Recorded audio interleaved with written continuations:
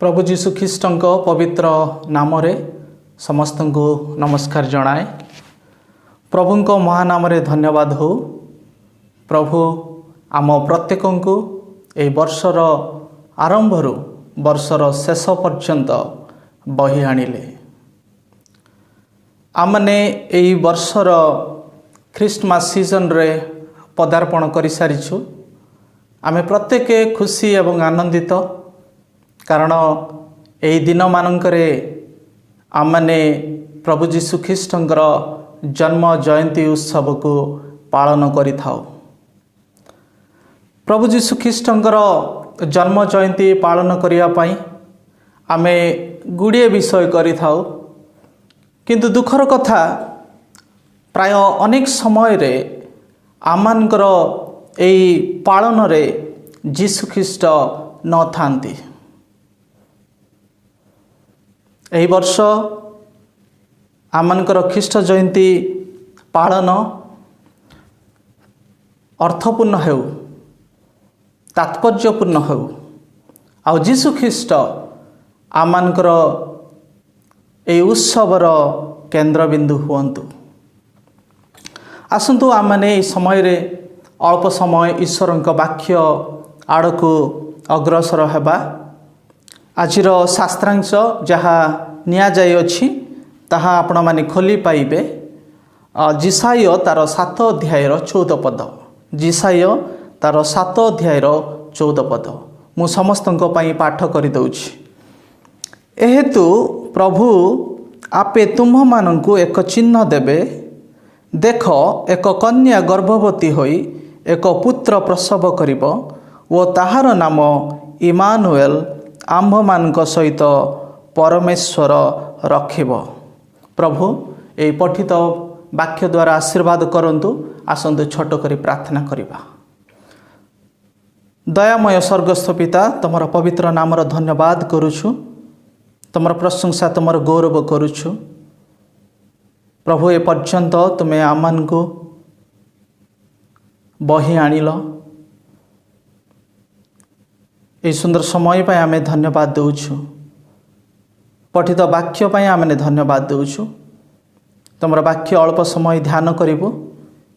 हे वाक्य रूप ईश्वर, तुमर वाक्यर निगूढ़ तत्व, तुमर वाक्यर मर्म बुझिबारे आम प्रत्येक साहाय्य कर।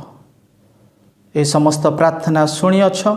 धन्यवाद दे ये छोट प्रार्थना प्रभु जीशु ख्रीष्टଙ୍କ नाम रे मागिउछु। आमेन।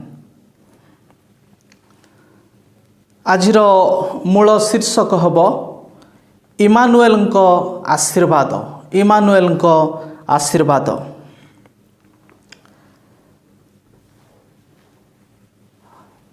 परमेश्वर जिसाय भविष्यत वक्ता द्वारा एक भविष्यवाणी आउ से प्रदान करथिले, जहाँ माने ए जिसाय 7 अध्याय 14 पद रे आमने देखिबाकू पाऊ।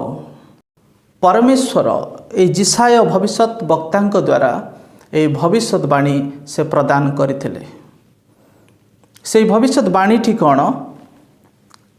एक कन्या गर्भवती होई एक पुत्र प्रसव करिबो ओ ताहार नाम इमानुएल आम्भ मानक सहित परमेश्वर रखिबो।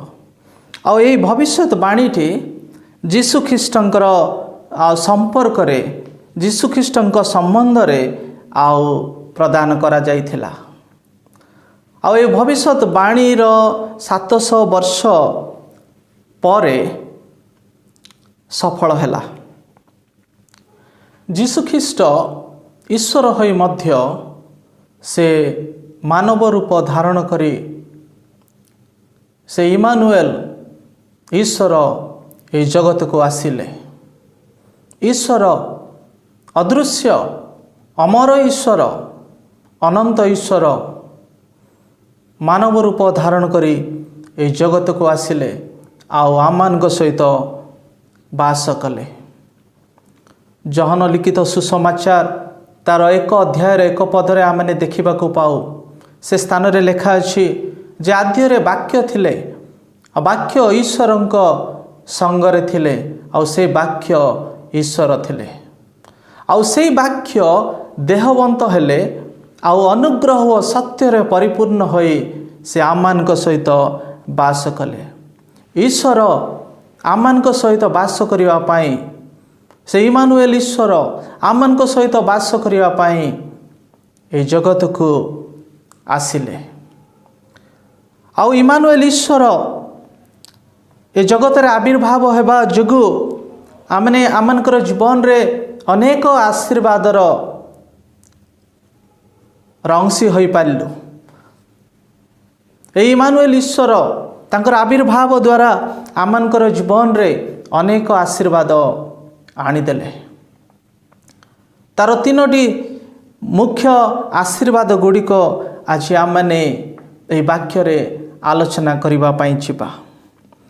प्रथम आशीर्वाद जे इमानुएल को आविर्भाव रो प्रथम आशीर्वादटी कौन ना इमानुएल को आविर्भाव प्रथम आशीर्वाद होउछि जे आमे तांकर आविर्भाव द्वारा इमानुएल को आविर्भाव द्वारा आमने ईश्वरंकर सहित संपर्क स्थापन करि पारिलु। आमे ईश्वरंक सहित संपर्क स्थापन करि पारिलु। परमेश्वर तांकर संकल्प तांकर इच्छा अनुसार से आकाश और पृथ्वी को सृष्टि कले। किछि नथिबा विषयरु एई पृथ्वी को से आउ सृष्टि कले। लाटिन शब्द एक्स निहिलो को व्यवहार करते। एई एक्स निहिलोर अर्थ इंग्राजी अर्थ क्रिएटेड आउट ऑफ नथिंग। तार अर्थ परमेश्वर किछि नथिबा विषयरु एई पृथ्वी को से सृष्टि करि अछंती। आउ परमेश्वर समस्त विषय सृष्टि करि सारिबा परे से मनुष्य को षष्ठ दिन रे निज सादृश्य रे निज प्रतिमूर्ति रे आउ से सृष्टि कले। आउ ए मनुष्य को से एदनर उद्यान रे रखिले। आमे जब आदि पुस्तक तार 2 अध्याय 15 पद को पाठ करू से स्थान रे लिखा अछि जे परमेश्वर ए मनुष्य को ए एदन उद्यान को सुसज्जित एवं रक्षा करिवा पाई नियुक्त कले बोली लिखा अछि। कौन परमेश्वर ए मनुष्य मान को कृषक करिवा पाई चाहिथिले? कौन परमेश्वर ए मनुष्य को ए एदन उद्यानर जत्न नेबा पाई सृष्टि करथिले? आमे जदि हिब्रू लैंग्वेज को आमने अनुध्यान करिबा यार मूल शब्द को आमने जदि ध्यान करिबा हिब्रू भाषा रे बा एब्री भाषा रे 2 गोटी शब्द व्यवहार करा जाइछि। गोटे शब्द होउछि हेदाडेम आउ गोटे शब्द होउछि देशमेरायु। ए हेडाडेम आउ देशमेरायु रो अर्थ होउछि गोटे बाध्य हेबा आउ गोटे सेवा करिबा। परमेश्वर ए मनुष्य को एदन उद्यान रे एथि पाई रखिथिले। परमेश्वर ए मनुष्य को एथि पाई सृष्टि करथिले जेपरि मनुष्य से ईश्वरंकर बाध्य हेब आ ईश्वरंकर सेवा करिबो।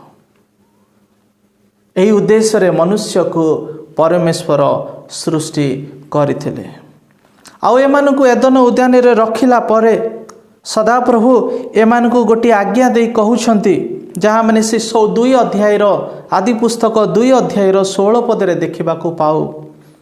सदाप्रभु परमेश्वर से मनुष्य को आज्ञा दे कहिले तुम्बे उद्यानर समस्त वृक्षर फल स्वच्छंदरे भजन करिपार मात्र सत् सत् ज्ञानदायक वृक्षर फल भजन करिब नाही जेहेतु जो दिन ताहा खाइब सेही दिन नितांत मरिब। किंतु मनुष्य ईश्वरंकर ये आज्ञा को लंघन कला।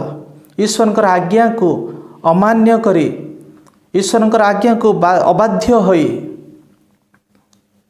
से परमेश्वर विरुद्ध रे पाप कला, परमेश्वर विद्रोहाचरण कला, आउ पाप रे पतित हैला। आउ एई मनुष्यर पाप, ए आदमंकर पाप रो प्रभाव सारा पृथ्वी उपरे पड़िला। आज सारा सृष्टि, सारा पृथ्वी ए आदमंकर पाप द्वारा प्रभावित। मनुष्य आ ईश्वर मध्य एक निबिड़ संपर्क स्थापन होइथिला। आमे जदि ए आदि पुस्तक तार 3 अध्याय 8 पद को पाठ करू, से स्थान रे लिखा अछि जे परमेश्वर ए मनुष्य सहित से गमनागमन करुथिले। तार अर्थ मनुष्य आ ईश्वर मध्य एक सुंदर सहभागिता थिला, एक निबिड़ संपर्क स्थापन होइथिला। किंतु जेबे मनुष्य ईश्वर ये आज्ञा को अमान्य कला, ईश्वर आज्ञार अबाध्य हला, से दिन ईश्वर एवं मनुष्य मध्य थिबा सहभागिता, से सुसंपर्क संपूर्ण भाव में चूरमार हो गला, तुटिगला, भांगीगला। मनुष्य आ ईश्वर मध्य थिबा संपर्क संपूर्ण विच्छिन्न हो गला। रोमियो तार 5 अध्याय 12 पदरे लेखा अछि जे अतएव जेपरि जणे लोक द्वारा पाप व पाप द्वारा मृत्यु जगत रे प्रवेश कला, आउ से प्रकार मृत्यु समस्त लोकंक प्रति घटिला, जेणु समस्ते तो पाप कले। आउ ए आदमंक पाप जोगु आज सारा सृष्टि प्रभावित हैला। किंतु परमेश्वर से दयालु, से प्रेमिक ईश्वर मनुष्य व ईश्वर मध्य रे तुटी जाइथिबा संपर्क को, विच्छिन्न हो जाइथिबा संपर्क को पुनरुद्धार करिया पाई परमेश्वर एक योजना बाहर कले। कारण वाक्य रे लिखा अछि जे समस्ते धार्मिक केही नहीं, ना जणे सुधा नहीं, समस्ते पाप करि अछंती, आउ ईश्वरंकर गौरव रहित होई अछंती। जणे पापी आउ जणे पापी पाई केबे मध्य मरी पारिबो नाही। आमने समस्ते पापी थिलु, आमने समस्ते पाप रे मृत थिलु, पापर दास होई थिलु। आउ आमानकर निज चेष्टा द्वारा आमने परित्राण पाइबा, पापर उद्धार पाइबा कौनसी प्रकार संभव नथिला। आउ सेथि पाई परमेश्वर निज अद्वितीय पुत्र जीशु ख्रीष्ट को यही जगत को प्रेरण कले, जो द्वारा गोटे पापी मनुष्य ईश्वर सहित संपर्क रे आसी पारिबो। तुटी जाइतिबा संपर्क पुनरुद्धार करिबा पाई परमेश्वर पुत्र जीशु ख्रीष्ट को, तांकर अद्वितीय जीशु ख्रीष्ट को यही जगत को प्रेरण कले। जहन तार 1 अध्याय 12 पदरे लेखा अछि, मात्र जेते लोक ताहांको ग्रहण कले, अर्थात जो माने ताहांको नाम रे विश्वास कले, से समस्त को से ईश्वर को संतान हेबा निमंते अधिकार देले। जणे पापी मनुष्य से ईश्वर सहित संपर्क स्थापन करि पारिबो जेबे से जीशु ख्रीष्ट को निजर व्यक्तिगत परित्राणकर्ता भावे ग्रहण करिबो, जेबे से जीशु ख्रीष्ट ठारे निजर पाप को स्वीकार करी जीशु ख्रीष्ट को ग्रहण करिबो, तांको ठारे विश्वास रखिबो।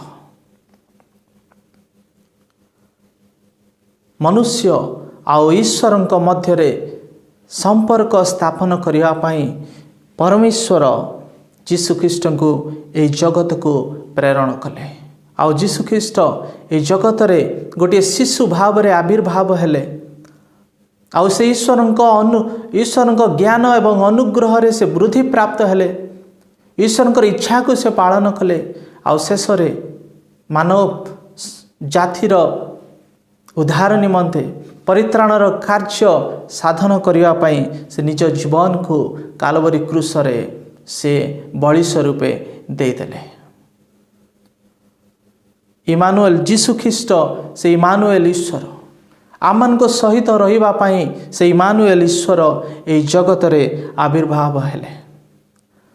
आउ तांकरी आविर्भाव द्वारा आमने आमनकर जीवन रे अनेक आशीर्वाद आमने प्राप्त हेलु। आमने प्रथम आशीर्वाद विषय आमने ध्यान कलु, चिंता कलु जे से प्रथम आशीर्वाद होछि आमे ईश्वरंकर सहित जेपरि संपर्क स्थापन करि परिबा। सेथि पाई जीशु ख्रीष्ट इमानुएल ईश्वर ए जगत रे आविर्भाव हेले। जो माने तांको ग्रहण करिवे, जो माने तांको नाम रे विश्वास करिवे, से मानकु से पुत्र संतान हेबार अधिकार से प्रदान करिवे। जदि आपण माने ए पर्यंत ईश्वरंकर संपर्क रे आसी नांती, ए पर्यंत तांकर संतान है नांती, तेबे प्रभु जीशु ख्रीष्टंक निकट को आसंतु, तांको ठारे पाप स्वीकार करंतु, तांको निजर व्यक्तिगत परित्राणकर्ता भावे ग्रहण करंतु। जदि आपण माने निजर पाप स्वीकार करिवे, बाइबल रे लिखा अछि ईश्वर से विश्वस्त और न्यायवान आमनकर पाप को क्षमा करिबा पाई। से दयालु ईश्वर से पापी मान को से प्रेम करंती और से निश्चित भाव रे से आपण मानकर पाप को क्षमा करी से परित्राण से प्रदान करिवे। इमानुएल को आविर्भाव अनेक आशीर्वाद आमने प्राप्त होइछु। आज आमने प्रथम विषय प्रथम आशीर्वाद जहाँ मैंने आलोचना कलु ताहा होछि जे इमानुएल को आविर्भाव प्रथम आशीर्वाद होछि जे आमे ईश्वरंक सहित आमने स्थापन करि पारिलु। द्वितीय विषय प्रभु जीशु ख्रीष्ट इमानुएल को आविर्भाव द्वितीय आशीर्वादटी कौन ना प्रभु जीशु ख्रीष्ट इमानुएल को आविर्भाव जोगु आमने ईश्वरंकर निकटवर्ती होई पारिलु। आमने ईश्वरंकर निकटवर्ती होई पारिलु। जाकुब तार 4 अध्याय 8 पदरे लेखा अछि जे ईश्वरंकर निकटवर्ती हुओ सेथिरे से तुम मानकर निकटवर्ती हेबे। आमे जदि ईश्वरंकर निकटवर्ती हेबा तेबे ईश्वर आमानकर निकटवर्ती हेबे।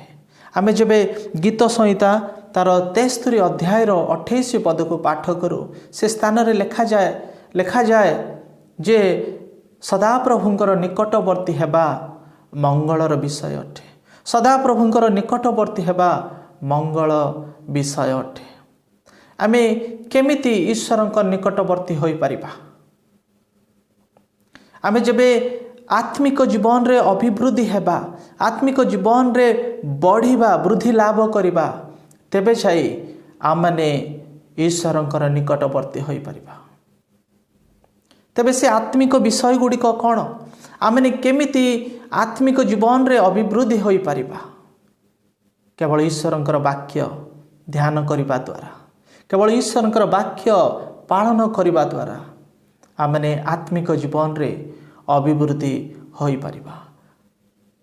ईश्वर तांकरी वाक्य, तांकरी मुख निसृत वाक्य, तांकर पवित्र वाक्य को से आमनकर जीवन पाई, आमनकर धार्मिकता पाई से प्रदान करी अछंती। आमे जबे से वाक्य को आमने ध्यान करू आ से वाक्य को निज जीवन रे प्रयोग करू, तेबे आमनकर जीवन रे आशीर्वाद आसीबो आ आमने आत्मिक जीवन रे बढ़ी पारिबा। केवल ईश्वरंकर वाक्य द्वारा आमने आशीर्वाद प्राप्त होई परिबा। केवल ईश्वरंकर वाक्य आमनकर समस्या को दूर करि थाए। केवल ईश्वरंकर वाक्य आमन को सुस्थता देई थाए। केवल ईश्वरंकर वाक्य आमन को आश्वासना देई थाए। केवल ईश्वरंकर वाक्य आमन को समस्त प्रकार पापरु प्रलोभनरु उद्धार करि थाए, आमन को दूरई रखि थाए। केवल ईश्वरंकर वाक्य द्वारा आमने ए ख्रीष्टान जीवन रे बंचिबा संभव। ईश्वरंकर वाक्य बिना आमने केबे मध्य जीवन रे बंची पारिबा नाही। ईश्वरंकर वाक्य ध्यान करबा द्वारा, ईश्वरंकर वाक्य पालन करबा द्वारा आमने आत्मिक जीवन रे अभिवृद्धि होई पारिबा। द्वितीय विषय, आमने प्रार्थना करबा द्वारा, ईश्वरंकर प्रार्थना रे ईश्वरंकर निकटवर्ती हेबा द्वारा आमने आत्मिक जीवन रे अभिवृद्धि होई पारिबा। प्रार्थना कहले आमने कौन बुझू? प्रार्थनार अर्थ कौन ना? प्रार्थना कहले ईश्वरंक सहित कथोपकथन करबा, ईश्वरंक सहित आलाप करबा। आमे जब ईश्वरंकर प्रार्थना रे ईश्वरंकर निकटवर्ती हो, ईश्वर ओ आमनक मध्य रे संपर्क निबिड़ होई थाए। ईश्वरंकर वाक्य ध्यान पालन करबा द्वारा, प्रार्थना करबा द्वारा, सबुबले ईश्वरंकर निकट को अनुतप्त हृदय रे आसीबा द्वारा आमने आत्मिक जीवन रे अभिवृद्धि होई थाओ। दैनंदिन जीवन रे कौन आमे आमनकर ख्रीष्टान जीवन रे झुंटी पड़ू ना हो कि कौन आमनकर दैनिक अनुतापर आवश्यकता नुह कि प्रति मुहूर्त रे प्रतिदिन आमने ईश्वरंकर विरुद्ध रे पाप करि थाओ। आमनकर जीवन रे, आमनकर ख्रीष्टान जीवन रे आमे झुंटी पड़ी थाओ। आ आमन को प्रभुंकर अनुतापर हृदय सहित ईश्वरंकर निकटवर्ती हेबा आवश्यक। आमे जब ईश्वरंकर वाक्य को ध्यान और पालन करिबा, तांगठारे प्रार्थना रे तांकर निकटवर्ती हेबा, अनुताप हृदय रे आमे तांकर निकटवर्ती हेबा, तेबे जाई आमने आमनकर आत्मिक जीवन रे आमने अभिवृद्धि होई परिबा। आमे जब आत्मिक जीवन रे अभिवृद्धि हेबा, तेबे आमने ईश्वरंकर निकटवर्ती हेबा। आत्मिक जीवन रे अभिवृद्धि न होई आमने केबे मध्य ईश्वरंकर निकटवर्ती होई परिबा नाही।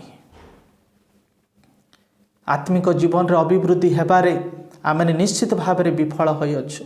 ईश्वरंकर वाक्य पठन करिबारे, ध्यान करिबारे, तांकर वाक्य पालन करिबारे, प्रार्थना करिबारे, अनुताप करिबारे आमने निश्चित भाव रे विफल होई अछु। आमने जेपरि आत्मिक जीवन आमने काटू, आत्मिक जीवन रे अभिवृद्धि हो आउ तांकर निकटवर्ती हो, सेथि पई प्रभु यीशु ख्रीष्ट इमानुएल ईश्वर ए जगत रे आविर्भाव हेले। प्रभु आमन को आशीर्वाद करंतु, आमे जेपरि आत्मिक जीवन रे अभिवृद्धि होई तांकरी प्रति मुहूर्त रे तांकरी निकटवर्ती होई परिबा। इमानुएल को आविर्भाव रो प्रथम आशीर्वादटी कौन आमे आलोचना कलु। आमे जेपरि ईश्वरंक सहित संपर्क स्थापन करिबा, सेथिपाई प्रभु यीशु ख्रीष्ट से इमानुएल ईश्वर ए जगत रे आविर्भाव हेले। द्वितीय विषय आमने आलोचना कलु जे इमानुएल को आविर्भाव रो द्वितीय आशीर्वाद होछि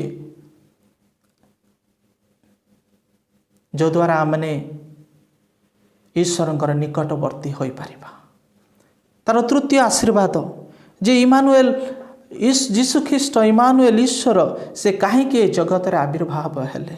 इमानुएल को आविर्भाव रो तृतीय आशीर्वाद होछि जे आमे जेपरि तांको सहित सहभागिता स्थापन करि परिबा। सेथि भाई यीशु ख्रीष्ट से इमानुएल ईश्वर ए जगत रे आविर्भाव हेले। आमने ईश्वरंकर आमन को ईश्वरंकर सहभागिता रे रहिबा को पड़िबो, तांको संगति रे आमन को रहिबा को पड़िबो। आमे जब ईश्वरंक सहित सहभागिता स्थापन करू, आमे जब ईश्वरंक सहित लागी रहू, आमे जब ईश्वरंक संगति रे रहू, तेबे आमनकर जीवन रे शांति आनंद आसी थाए। जदि आमे ईश्वरंकर संगति रे रहिबा नाही, ईश्वरंकर सहभागिता रे आमे रहिबा नाही, तेबे आमे निश्चित भाव रे आमे बाट बणा हेबा। आमे निश्चित भाव रे तांको पछरे आमे केबे मध्य चली परिबा नाही। जदि आमे ईश्वरंकर सहभागिता रे रहिबा नाही, तांकर संगति रे रहिबा नाही, तबे आमे निश्चित भाव रे ए जंजालपूर्ण जगत रे आमे बाट बणा हेबा। आउ सेई हजिला मेंढा सदृश्य, आउ सेई अपवय पुत्र सदृश्य आमे निश्चित भाव रे हेबा। प्रभु आम प्रत्येक को आशीर्वाद करंतु जपरि आमे तांको संगति रे रहिबा तांको सहित लागी रहिबा तांकर सहभागितार आमने रहिबा। बाइबल रे जड़े व्यक्ति जड़े महान व्यक्ति विषय आम भल भाव जानू जड़े महान व्यक्तित्व से होउछंती हनोक जहाँ मैंने आदि पुस्तक तार 5 अध्याय 24 पदरे देखा पाओ। आउ ये हनोक ये महान व्यक्तित्व से से कौन ना से ईश्वर सहित से गमनागमन करुथिले बोली आदि पुस्तक तार 5 अध्याय 24 पदरे लेखा अच्छी।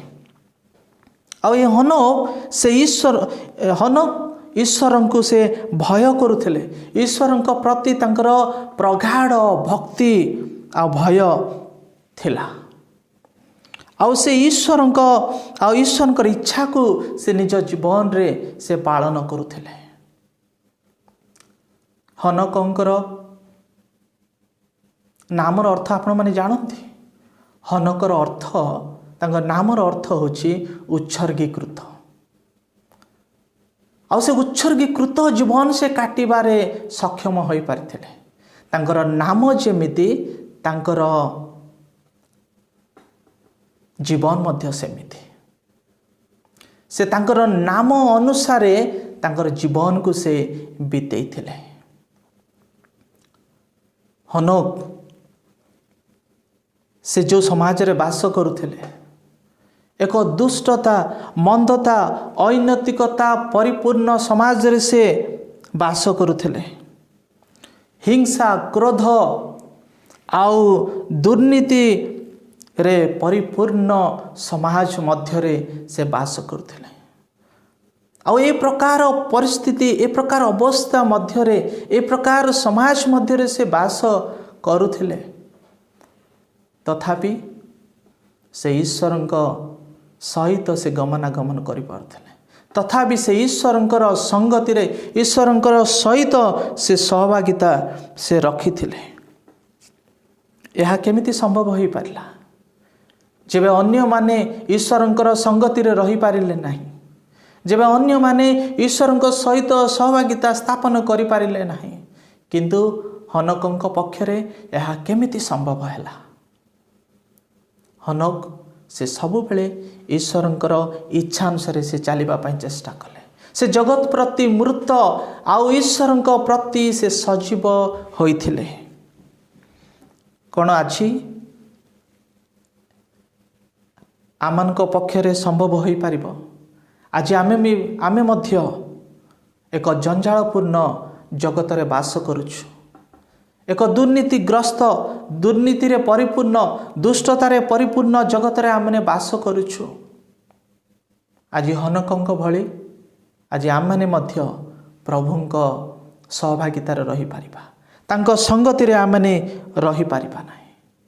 हनक से जने मनुष्य से आमनक भली जने रक्त मांस शरीर धारण करिथिबा जने व्यक्ति से जने अलौकिक व्यक्ति नथिले।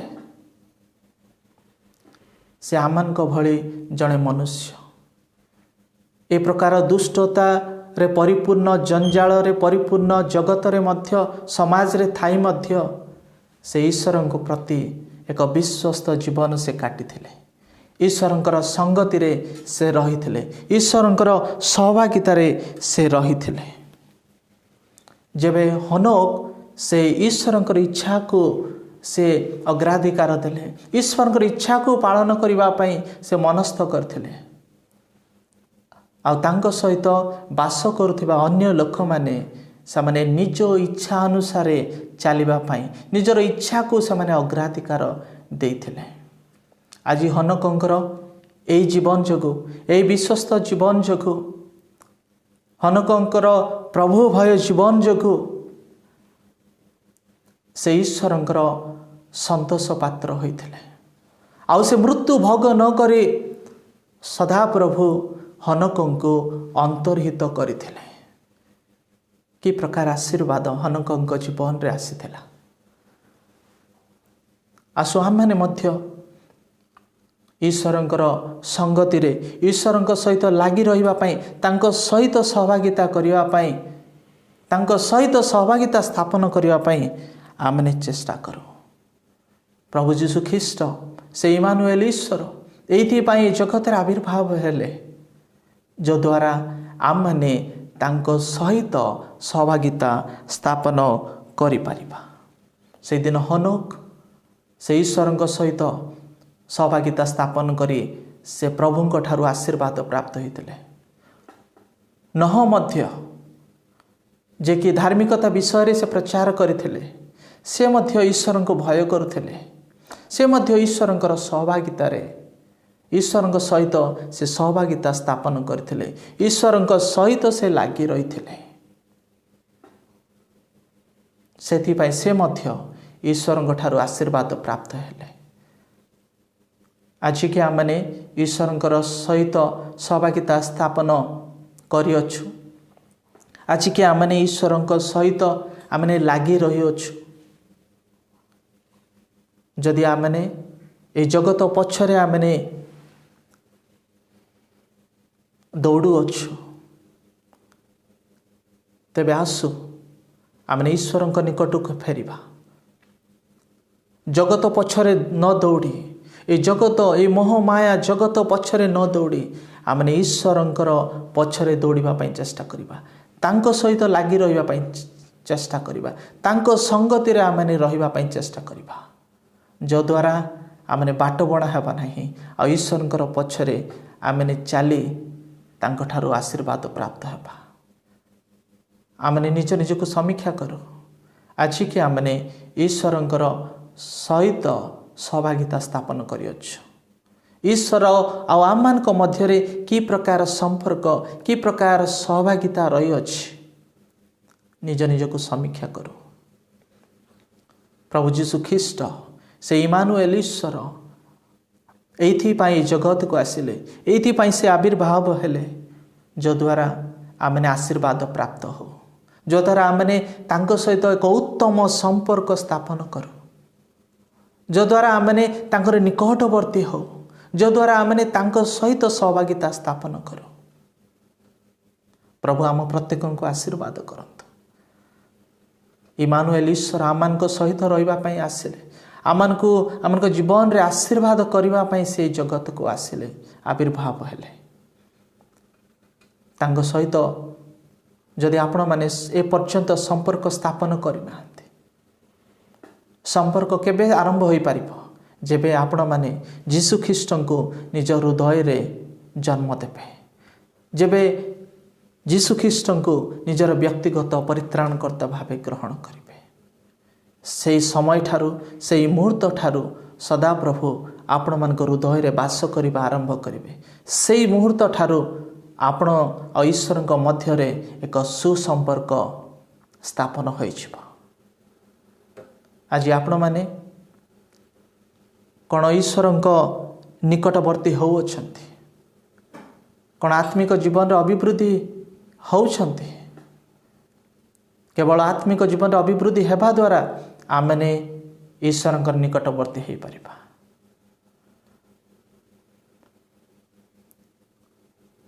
କ'ଣ ଆଜି ଆମେ ଈଶ୍ୱରଙ୍କର ସହିତ ସହଭାଗିତା ସ୍ଥାପନ କରିଅଛୁ?